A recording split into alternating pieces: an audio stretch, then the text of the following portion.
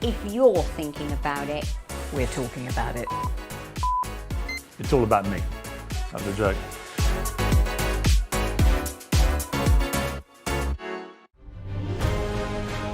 On TV, on radio, and on your smartphone.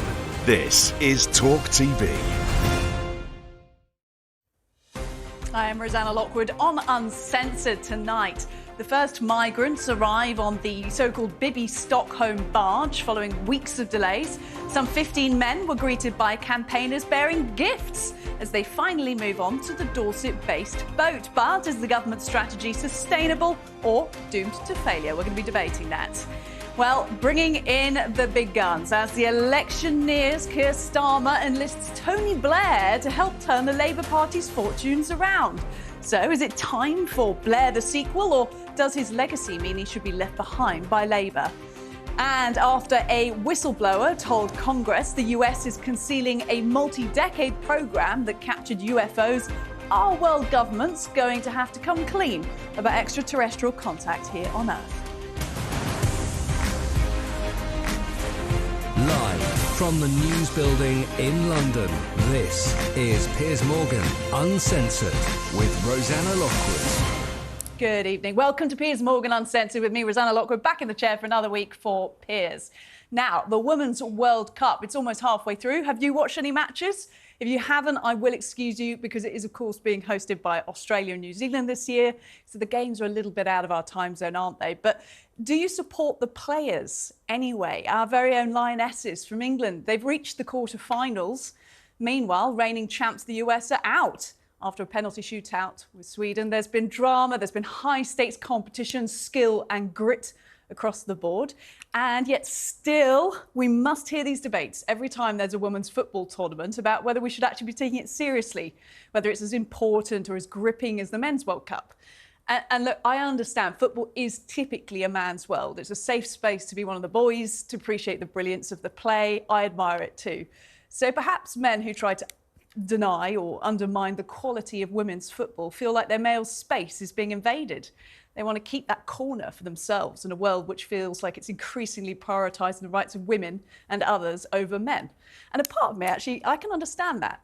But one thing I cannot understand is this. In the endless fiery debates about trans rights at the moment, where men are often some of the loudest voices, especially on calling for trans women to be banned from women's sports, are those same men actually supporting women's sports when it comes down to it? Or are those same men perhaps joking about skill level and sports bras and saying women's football can never be as competitive or as entertaining as the men's game? That all I'm saying is this: if you feel very strongly about women having fair and competitive sports, whether that be tied to transgender debates or not, then put your money where your mouth is and support our women athletes, because there's honestly nothing you stand to lose from doing so.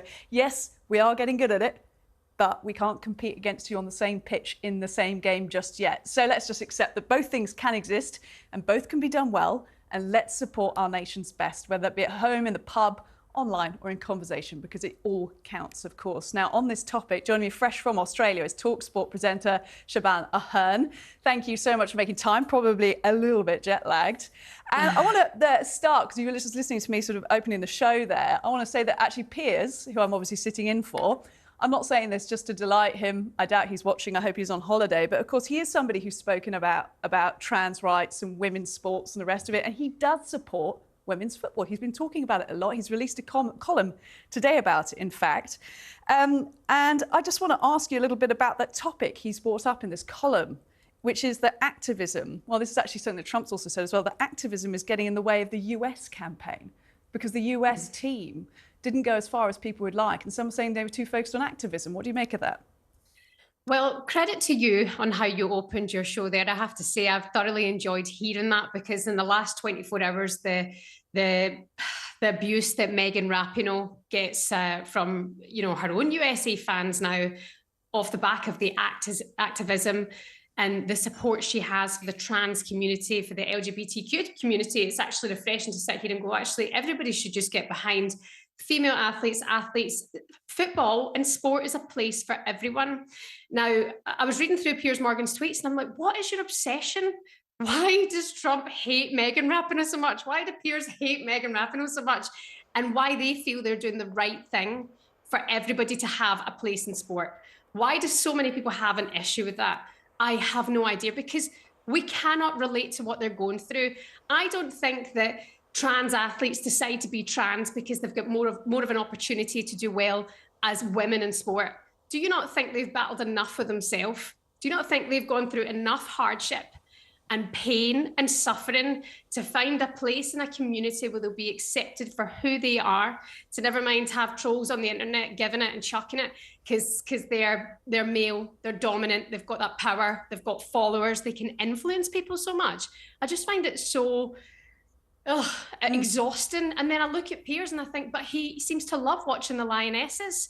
So just leave it. You know, you don't have to get involved in something that you really don't know enough about. He knows enough about sport. He supports England and whatever they seem to do. But I have an issue with that. I have an issue with going for people who have their own battles and their own struggles, who are just going about their business. And Megan Rapinoe is speaking up for those communities. I get that. But her heart's in the right place.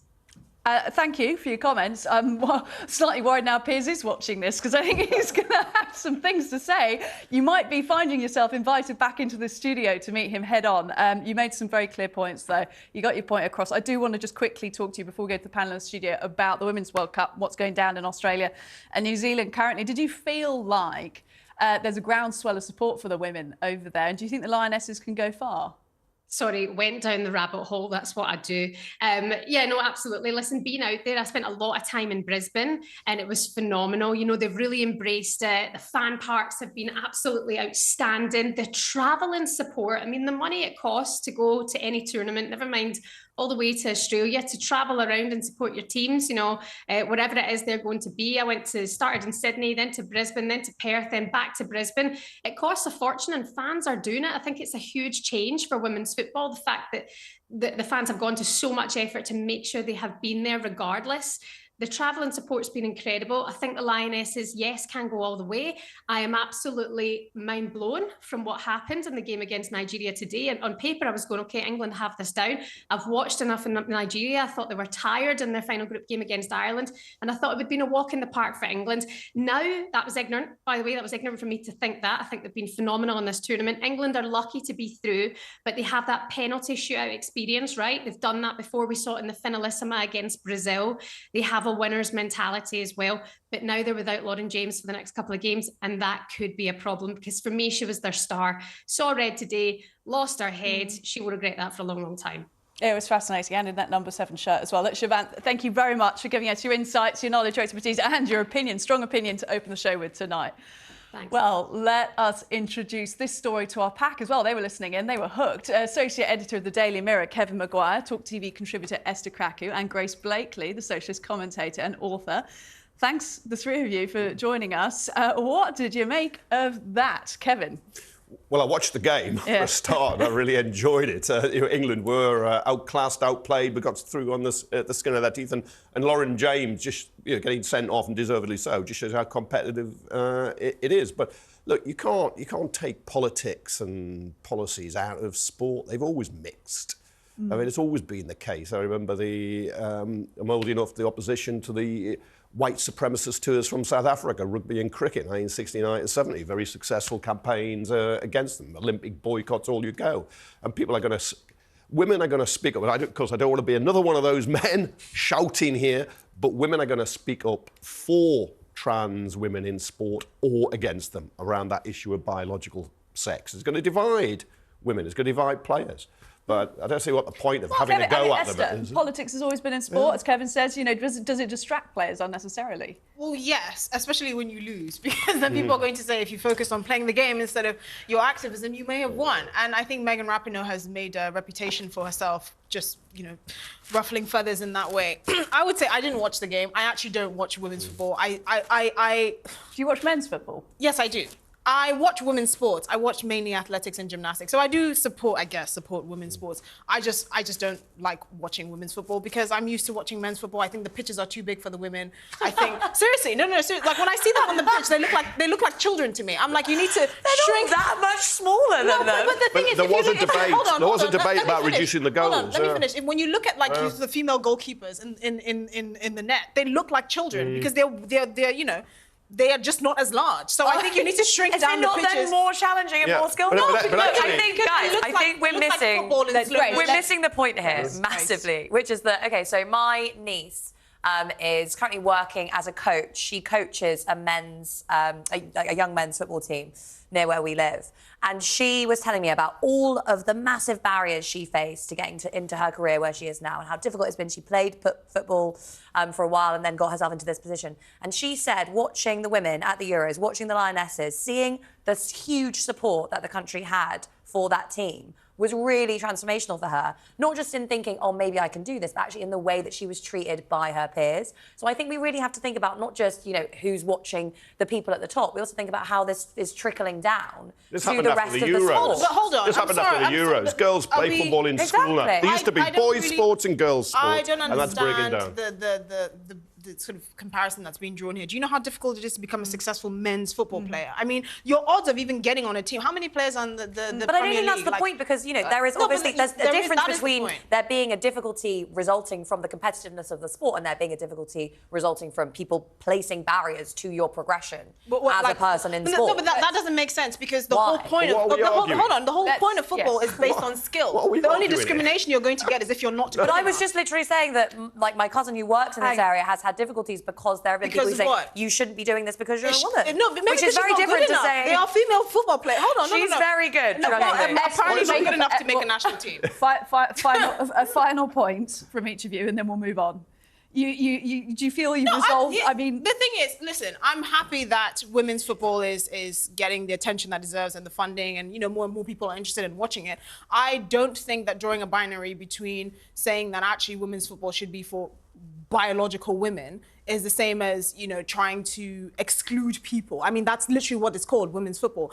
I think on the point that someone like Megan Rapinoe is getting a lot of, hatred because of her activism, well, yes, and especially because she lost. Because if you're going to be an activist and you lose, well, that's a double whammy. I think that we've always had this argument that anyone who engages in what we call politics, i.e. sticking up for people who are like them in their sport, gets in the way of the sport, and that actually they're only doing this because they're not very good. It's just a way of basically protecting the status quo. It's a way of saying, especially at the lower rungs of the sport, which are perhaps less visible in the public, where you're going to get more kind of a laddie culture and people being excluded. It's a way of saying to people, this is not for people like you. Look, talking of laddie culture, let's watch a lad in his prime. I hope you've had or haven't had your supper yet or your dinner yet, because hold your breath, watch this.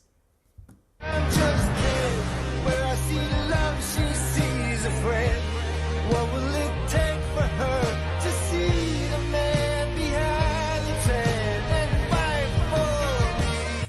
Oh, girl, that is of course, Matt Hancock, the one and only, displaying what's known as his Ken-a-G. That's Ken from Barbie. He's miming to a song from the Barbie movie, in case you haven't seen it, called I'm Just Ken, on a beach. I just don't know why, Kevin. The man has He's having a midlife crisis, isn't he? Can somebody just give him a job or put him in a box? I mean, it's just ludicrous. Is he trying to be as bad as he comes across? Is that it? The man has no self-awareness, and he tried to get a job. I mean, the UN almost offered him a job, but then he blew that. I don't even think it's that he has no self-awareness. I think he's just shameless. Like, even if he's completely aware of how terrible he looks doing all of this stuff, he's obviously just desperate for attention. Well, the thing is, people like Matt does he not have friends? Was he Or any other forms of an outsized validation? toddler? Yeah, but people like Matt Hancock grate on me for a different reason. He is part of the reason why politics is seen as is not as respected, or politicians are not as respected. I agree. And that's the reason. I don't care that he's doing this cringeworthy stuff. I care that someone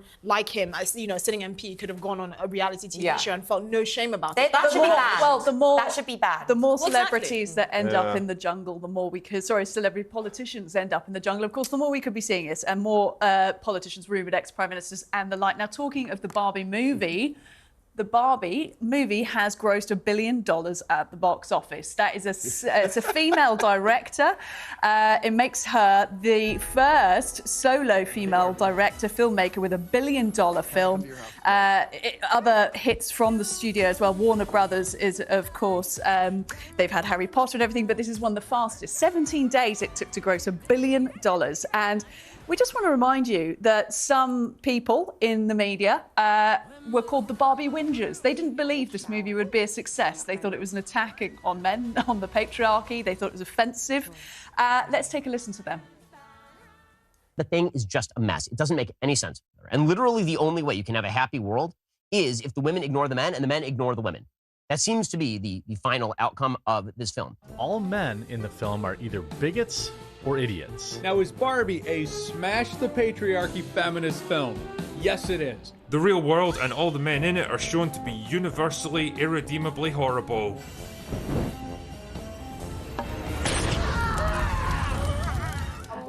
Something strikes me, Kevin, I'll come to you in all of this, is that all the critics who said it wouldn't gross $1 billion seem to have forgotten that half of the world's population is female. So even if no men go and watch it, you're still going to get I know, this bloke went to watch it, but who says feminism doesn't pay? Ka-ching, ka-ching, ka-ching. First of all, that's complete. As a lifelong Barbie fan, I will say two things. First of all, this film had the brand to fall back on. The Barbie film has had over 40 animated films and hundreds of books released about it. It had a huge fan base. It's had a fan base since the 1960s. So they obviously had, they were propelled by the brand. Strong franchise. Barbie films hold on, secondly, that haven't done not very well. real life. Secondly, the production budget was actually less than the marketing budget. So that just goes to show if you have a massive brand and you can pump a lot of money into your marketing, it doesn't matter if you've created a trash heap of a film, which is what it was. And I will forever stand by that. So I'm a woman and I still haven't seen it. And I don't, please do not. I kind of don't plan to go and see it.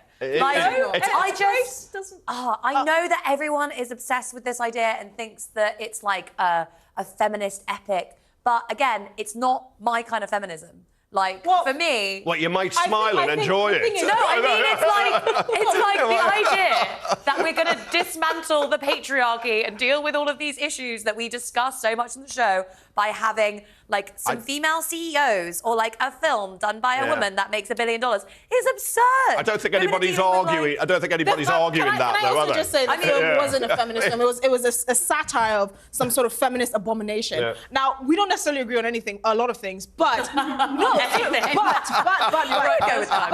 we do have some overlap in our frustrations with regards to how the issue of feminism is dealt with, particularly in the Western world. We used to call them like Western idealist feminists or whatever we call them. And you have a point. I actually, unfortunately, have seen the film, so a lot of your concerns are valid. It's not a feminist film.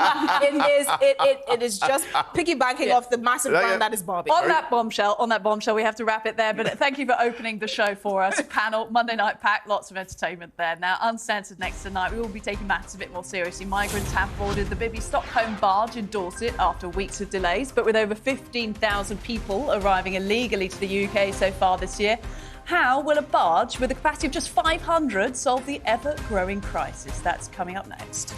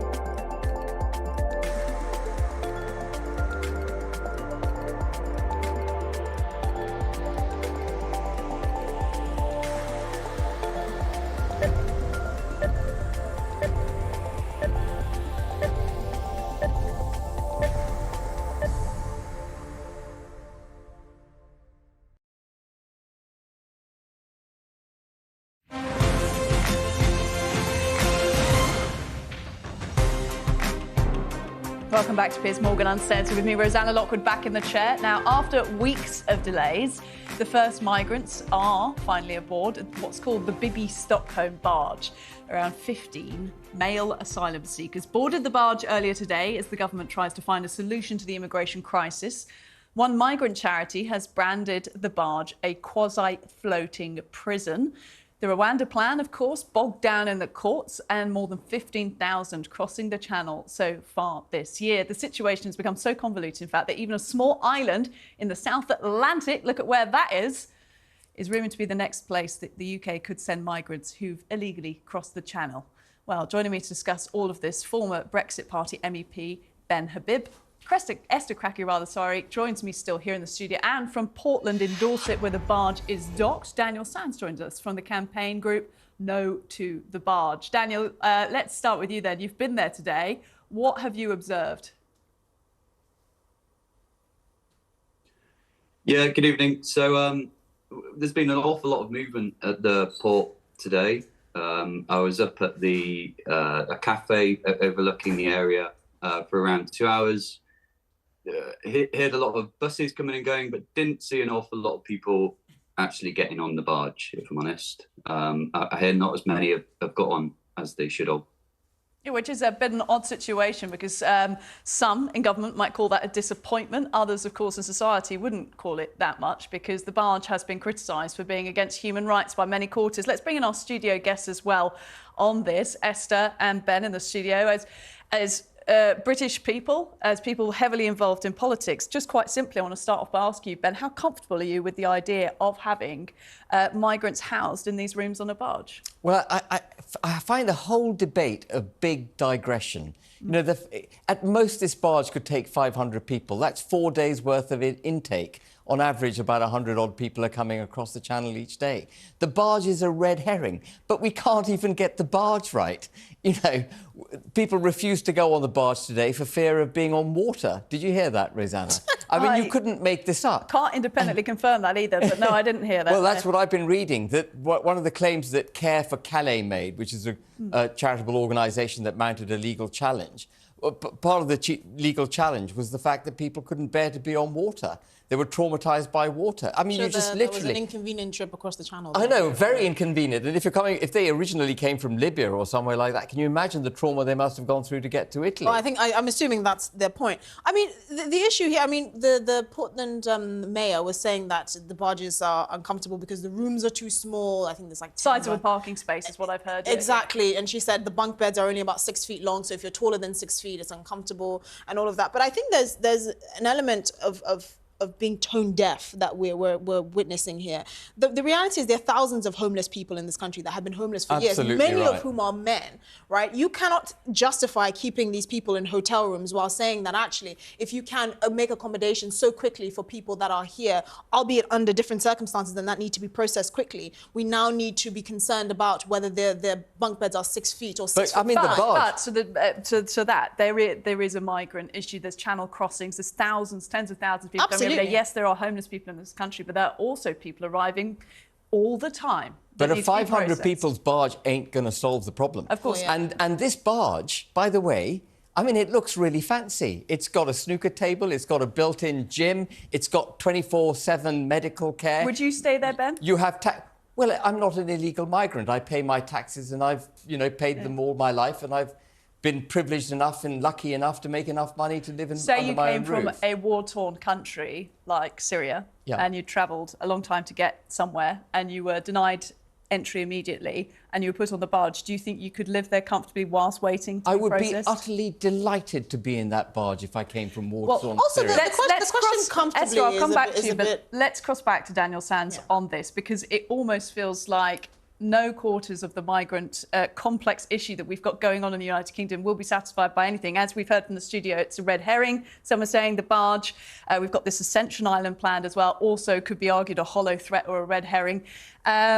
Whatever happens, it will be too comfortable or not enough, Daniel. But what is the solution then to the UK migrant issue? Well, the question that we keep coming back to as no barge is who is this actually good for? And ultimately, who is it good for at the moment? Well, it's seemingly nobody. The government's own argument that this is cheaper than hotels is completely out the window. And it seems like there's just a complete blank check that the Home Office are going to keep throwing at this, and unlimited resources. And ultimately, it's not up to us to have the solution. We should be in a position as a society to object an idea without having to have the answer. It's no good to say you have to accept this bad. If you're not providing any solutions, why have you created this campaign group? Surely you're just wasting your time. I don't believe we're wasting our time to object to something that we morally object to. I mean, how is that wasting your time? But why don't you offer any solutions? We all live in a society. Ideas are welcome. If you have no ideas, then why are you just making noise?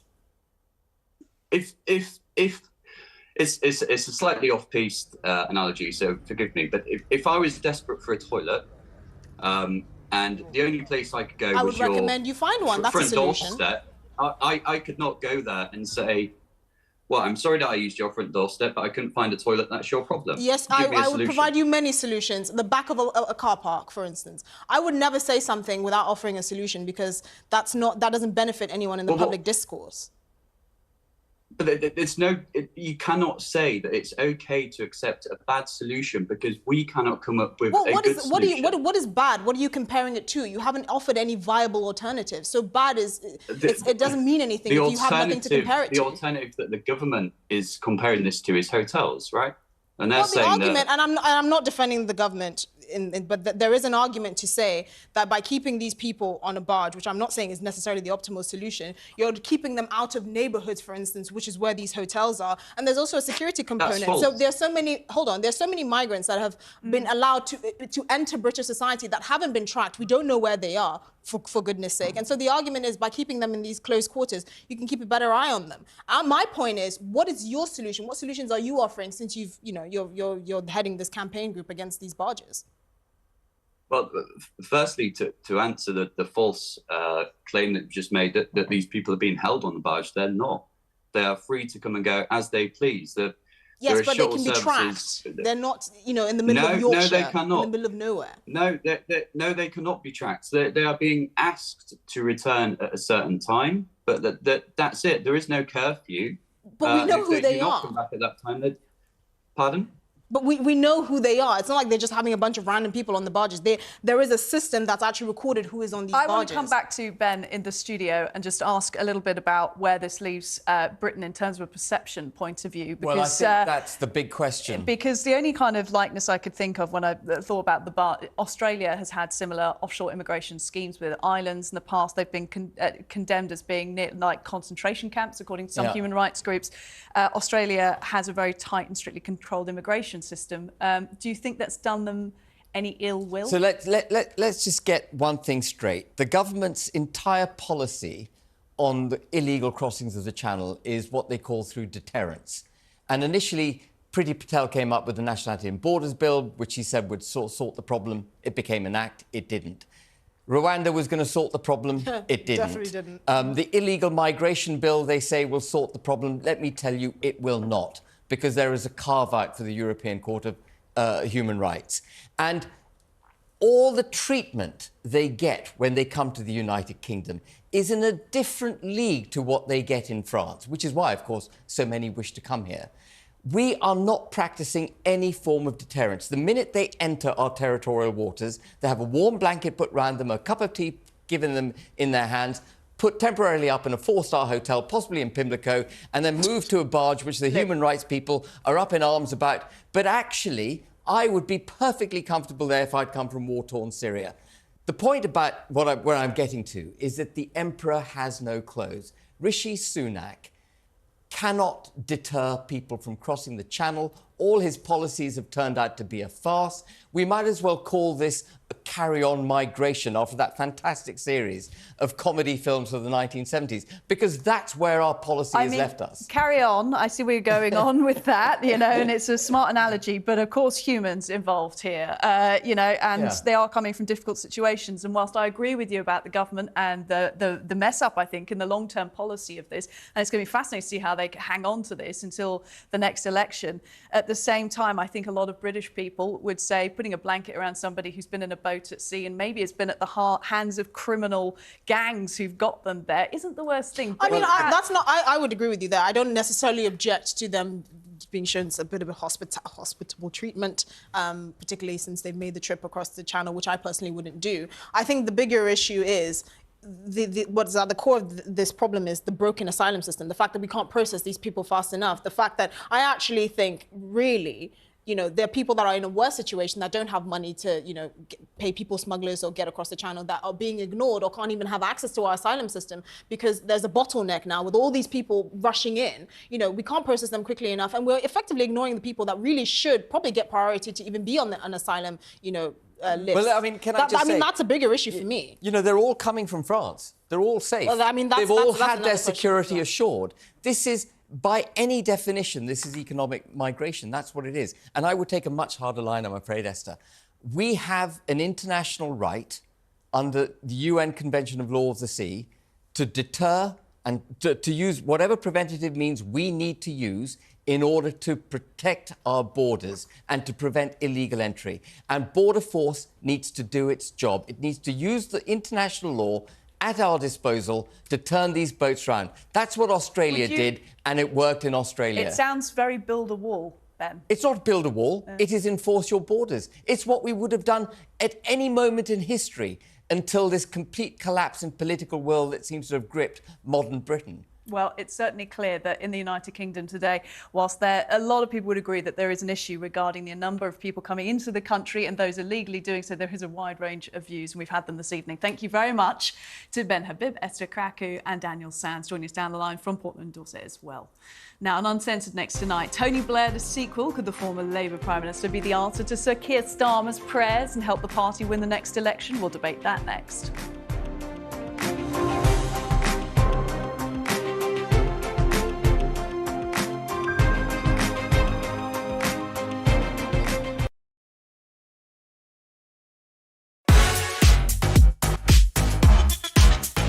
Good evening, I'm Piers Morgan, Uncensored in New York City. Yeah. King Piers and King Q. I think it's only room for one king, man. You know what I'm saying? He's mocked your weight, Trump. Yeah, look at him. Fail. Not working. Just because they're skin folk don't mean they're kin folk. Do you believe you can win this war? He's making me cry again. They're trying to force you out. Yes, I feel betrayed. Keep it award-winning. Mwah. Hugh Edwards has been revealed as the presenter at the centre of the BBC scandal. He is the most important television presenter on the BBC that we pay for. Whatever torture he may have been going through, in some way is an excuse for what appears to be an abuse of power.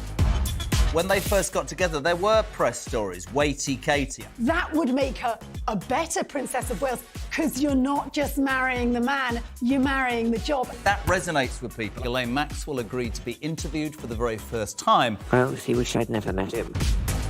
The Conservative Party can certainly win the next election. Can we? Yes, Labour absolutely. 29 points ahead in the polls. Can we?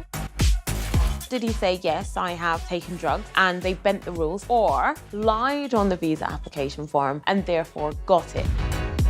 There needs to be an intervention around abortion laws. Parliament is sovereign. Parliament can determine these things. The rest of the world has watched on in sort of mounting horror as this story has unravelled. For you, it was incredibly personal.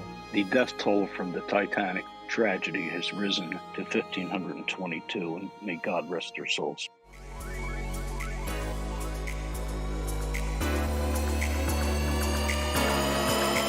Let it roll. If we stop producing oil, the knock-on effect is far larger than just CO2. I nearly have empathy when I'm speaking to them. I know now you're probably going to boot me off the short saying this go. Meghan Markle. Some of them, they're easily led. You can kiss my American ass. Thank you very much. Very nice of you. Twitter, you sons of Can you please reinstate my account? Yeah, thank you. There's a threat that you'd be worried about. So are you saying that you're being overwhelmed, that you're inundated? We are really working hard for you. We're just asking patients to be patient with us. What is a woman made? You weren't asked to give evidence to the grand jury. I'm the only one that has been telling the truth. You don't drink, never taken drugs. You're stinking rich. Should we be concerned, Prime Minister? If it's on your mind, it's on TalkTV. Is about you and your opinions. If you're thinking about it, we're talking about it. It's all about me. That's a joke.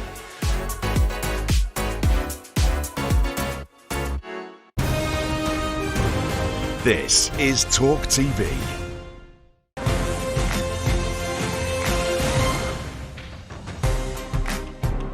Welcome back. Now, here in the UK, as Labour start gearing up for the next general election, attention now focused on party leader Sir Keir Starmer and his chances of taking that top PM job. Often criticised for hypocrisy and lacking clarity, it seems he's looking to the former leader and three-time election winner, Sir Tony Blair, for direction. Now, recently, in their first public appearance together, Blair effectively gave Starmer his handshake of approval. Well, you know, if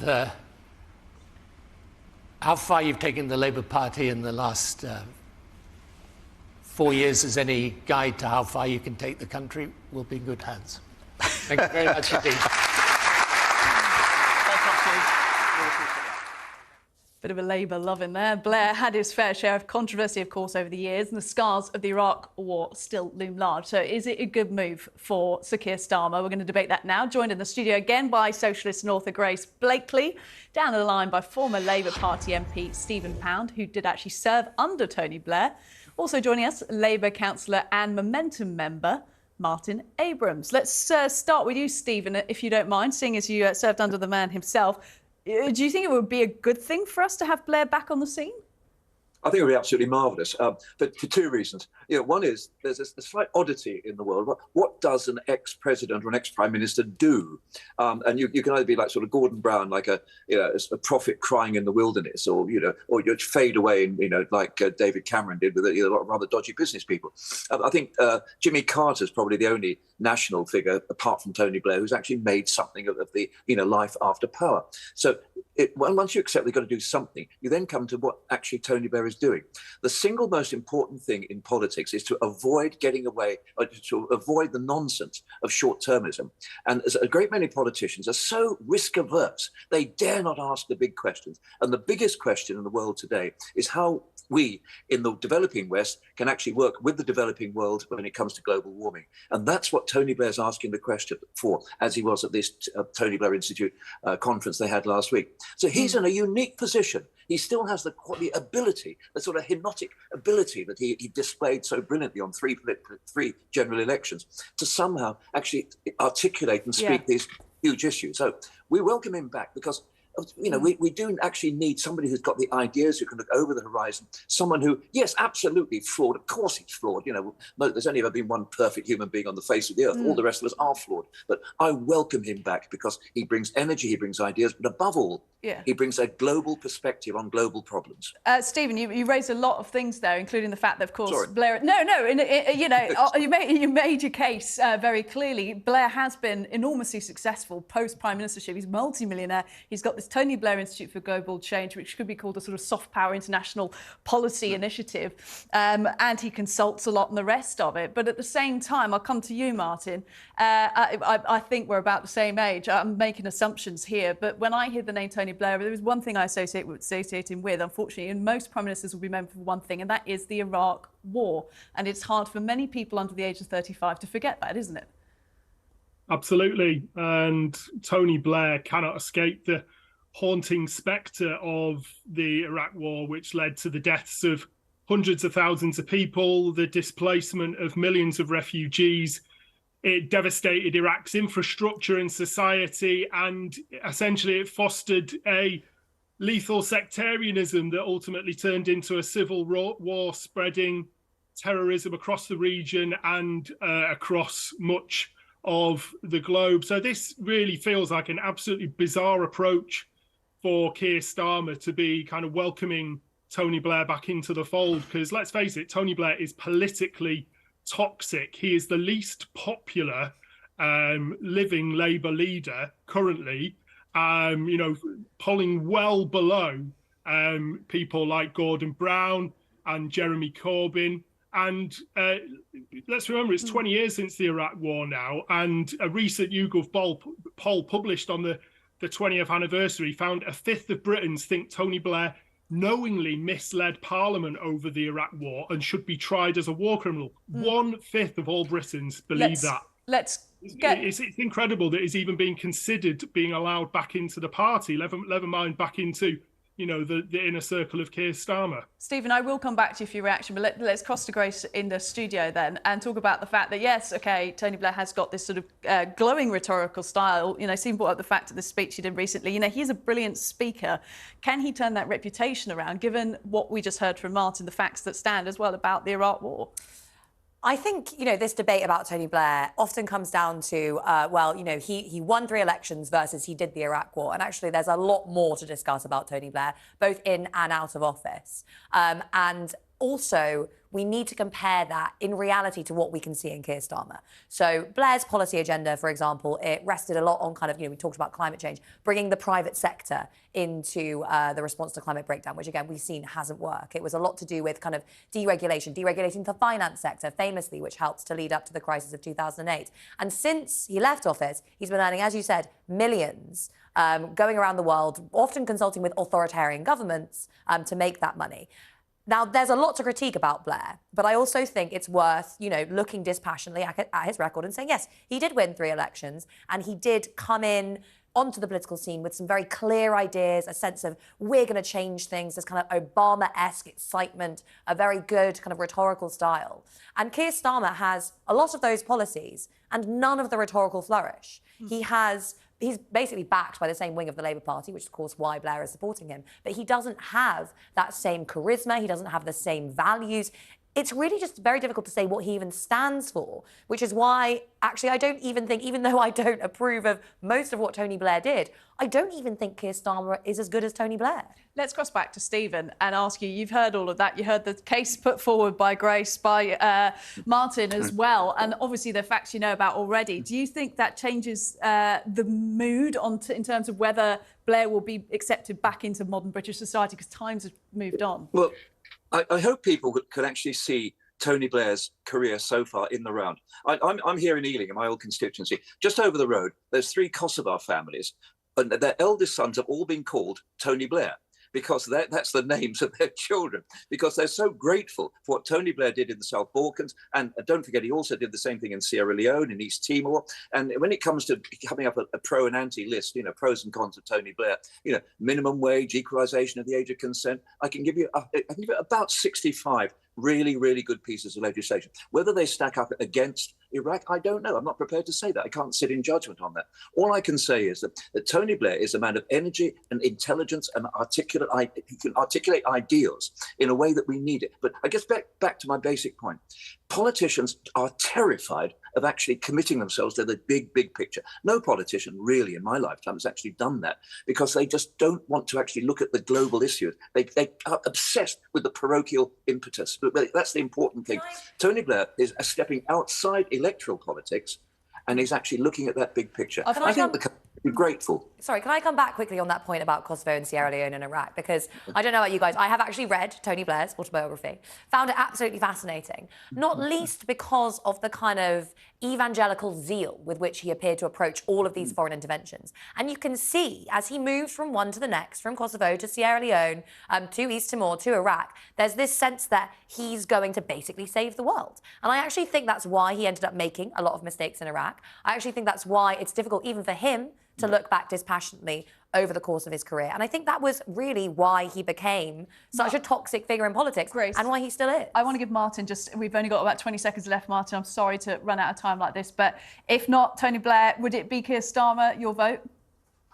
Well, listen, Keir Starmer needs to remember what platform he stood on during his leadership election with the Labour Party members. He needs to stand on a platform of public ownership, of anti-austerity. We need to look forward, and we need a little bit of hope. We desperately need a little bit of hope. People keep calling the next general election a hopeless general election. So reject the politics of the past and Tony Blair, and let's look forward and let's have a hopeful future. Hope is good. Hope I can get behind. Look, the 3 of you, thank you very much for a very interesting discussion on the return or the possible return of Blair. Now, Uncensored next tonight, whistleblowers in the US say the government have been operating a secret program to capture and reverse engineer alien life for years. So is it time for governments to fess up about all of their extraterrestrial encounters? We'll be debating that next.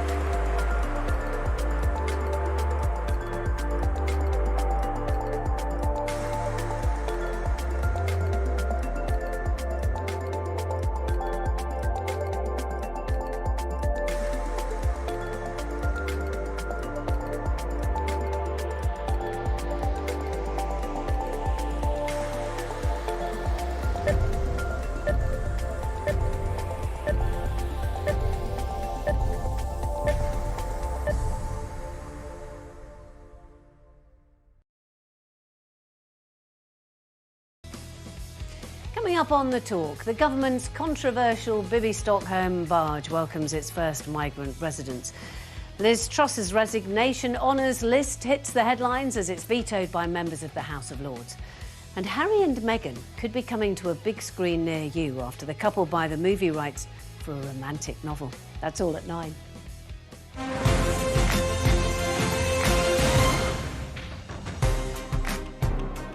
Welcome back to Uncensored with me, Rosanna Lockwood, in the chair this Monday. Now, it might be time to grab your tinfoil hats because the aliens are coming, and apparently a lot of them.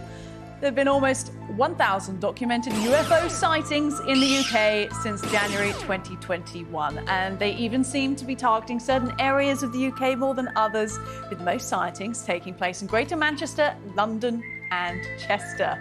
Now, at the end of July, 3 former military officials in the US told Congress they believe aliens are real and the government are purposely concealing evidence. A former intelligence official went on record to say the US government is in possession of non-human biological remains. If you believe we have crashed craft, stated earlier, do we have the bodies of the pilots who piloted this craft? Biologics came with some of these recoveries, yeah. Were they, I guess, human or non-human biologics? Non-human, and that was the assessment of people with direct knowledge on the program I talked to that are currently still on the program. So should we all be gearing up for an alien invasion, or is it all a bit of a conspiracy? Joining me now to discuss all this, UFOologist and host of Weaponized podcast, Jeremy Corbell, and UFO expert, the one who investigated UFOs for the US Ministry of Defense, Nick Pope. Gentlemen, thank you. Nick, I'll start with you. You were the person who obtained and released the military-filmed Pentagon-confirmed UFO videos that put into motion the first congressional hearings on UFOs in over 50 years, and the recent hearings as well. You were part of that. So, I mean, when we approach this topic, people can get a bit silly about it. You know, we had the X-Files music, talk about alien invasions, but this is very much your career, your life's work. Do you think people take it seriously enough? Well, they do in the United States, sure. We've just had these congressional hearings, and you know, this person, David Grush, who's testified, was verifiably part of the Unidentified Aerial Phenomena Task Force. If he was making this up, he would be committing a federal offense, by the way, because this was under oath. He has apparently given the Senate Intelligence Committee, the House Intelligence Committee, and the Inspector General of the intelligence community very specific, checkable facts, project names, locations, a list of people who are prepared to testify. This is being taken very, very seriously now as a defense and national security issue in the United States. And it's a long time that the British government reopened their UFO program, by the way, that was terminated at the end of 2009. Indeed. And look, Jeremy, I think I misnamed you at the start there. In terms of the recent congressional hearings that we heard in the US, what struck me most was that it was announced, but to very little fanfare. People didn't seem to care. It's almost like they've been through a pandemic and there's a war going on and the price of everything is through the roof, and aliens suddenly aren't that interesting or worrisome to them anymore. Well, first of all, that's incorrect. And hello, Nick. Nice to see you. This is a completely different situation than is being shown right here. You said put on your tinfoil hats. People should put on their battle helmets. Right now, this is being taken seriously from the world public. It's a serious topic, and people need to understand why it's a serious topic. At this time right now, you've been told something historic. You've been told something historic from your government. You've been told something historic from my government. Right now, what you've been told is that UFOs are indeed real, that there is a technological aspect to it, and the world needs to catch up with consensus reality. It is being taken very seriously at the highest levels of government, and for reasons that are really good. One is strategic surprise. It's really simple to understand that if somebody has technology that we don't have that can outpace, outmaneuver, and outperform our greatest fighter planes and weapons systems, like Commander David Fravor, who testified at that hearing, told you, then this is something that it should be understood differently than how it's being presented right now. Well, you've got an opportunity to respond to that. Yeah, I do. No, this is all absolutely serious. I mean, a few months ago, this sort of thing would have been maybe dismissed, but now it's being discussed in the United States Congress, in the scientific and academic community. There is, I think, a growing realization that this is real. And there are going to be more things coming in the next few weeks and months, by the way. NASA is doing a study as we speak. They're going to report later this month. There will be more hearings in the United States Congress, and there will be more whistleblowers coming forward, speaking out on the record, under oath, on the floor of Congress. This is a fact. Jeremy, is there an extent to the amount of information that normal people can handle? Is there an argument the government should withhold some information? The poison right now is the lack of information and the lack of proper reporting on this. The only remedy and the only cure is to inform the American and global public. We are living in a data-rich environment when it comes to UFOs, or UAP, as you say. But the real danger is secrecy and lack of transparency. And what Nick said is correct. And I know because I've directly spoken with the witnesses that have already taken action that is not yet public to come forward. And America will lead by example, as we do at our greatest moments in history. But this is not an American issue. This is a global issue. It's not just bipartisan. And that's why you see AOC and Representative Tim Burchett leading the charge here, from people who are under oath, who have been designated to protect our national interest as well as our global interest. And we need to really look at how we treat David Grush right now, because these hearings, these historic hearings that you saw, was the first time in history that people are talking with firsthand information where they directly engaged UFOs in a combat situation as well as in training times. So what we see right now is an emboldening and an empowering of people who desire to come forward because it is the right, the just, the ethical, and the legal thing to do. But we need to see how David Grush, who is the only whistleblower that was standing up there, the other two people, they were just testifying. George Knapp and I, my mentor in journalism, we also put something on congressional record so that the public would be informed. People should look at that. Both of you, thank you very much for your time. We've learned quite a bit there about UFOs and aliens. That is it from us this evening. Whatever you're up to, make sure it's uncensored. And we'll be back here same time tomorrow. Good night.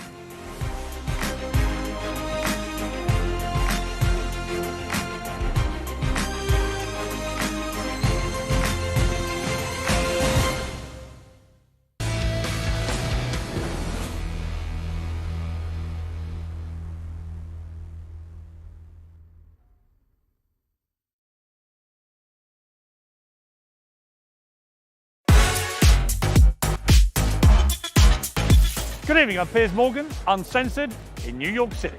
Yeah. King Piers and King Q. I think there's only room for one king, man. You know what I'm saying? He's mocked your weight, Trump. Yeah, look at him. Fail. Not working. Just because they're skin folk don't mean they're kin folk. Do you believe you can win this war? He's making me cry again. They're trying to force you out. Yes, I feel betrayed. Keep it award-winning. Mwah. Hugh Edwards has been revealed as the presenter at the centre of the BBC scandal. He is the most important television presenter on the BBC that we pay for. Whatever torture he may have been going through, in some way is an excuse Yeah. for what appears to be an abuse of power.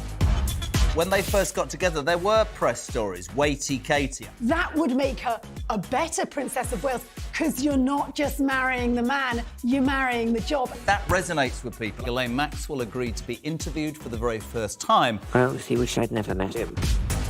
The Conservative Party can certainly win the next election. Can we? Yes. Labour absolutely. 29 points ahead in the polls. Can we? Did he say, yes, I have taken drugs and they bent the rules, or lied on the visa application form and therefore got it? There needs to be an intervention around abortion laws. Parliament is sovereign. Parliament can determine these things. The rest of the world has watched on in sort of mounting horror as this story has unravelled. For you, it was incredibly personal. The death toll from the Titanic tragedy has risen to 15